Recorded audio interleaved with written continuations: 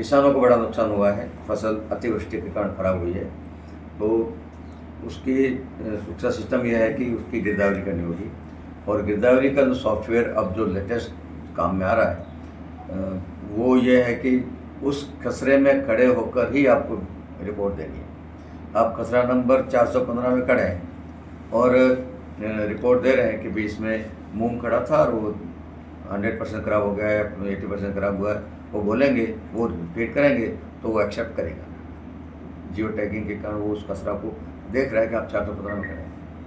अब 415 में खड़े खड़े 417 के गिरदावरी नहीं कर सकते, उसको आपको 417 में जाना पड़ेगा। यदि यहाँ खड़े खड़े करोगे तो सॉफ्टवेयर आपको कह देगा कि नहीं, आप उस खसरे में नहीं खड़े, उस खसरे में जाओ। ऐसा सिस्टम है। खेतों में कई जगह अब भी पानी भरा हुआ था, उसके कारण से उस खसरे में जाना संभव नहीं था। अब जैसे जैसे पानी कम हो रहा है वहाँ पटवारी पहुँच रहे हैं, उसी खसरे में खड़े होकर गिरदावरी कर रहे हैं और वो एक्चुअल गिरदावरी, एग्जैक्ट गिरदावरी जा रही है।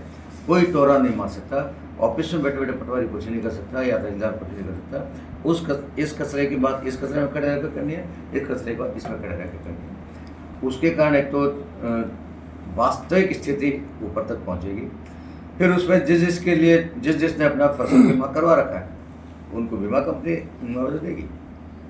दुर्भाग्य से किसने बीमा नहीं करवा रखा है या कोई टेक्निकल गड़बड़ रह गई तो उसको राजस्थान सरकार अपनी तरफ से राहत देगी।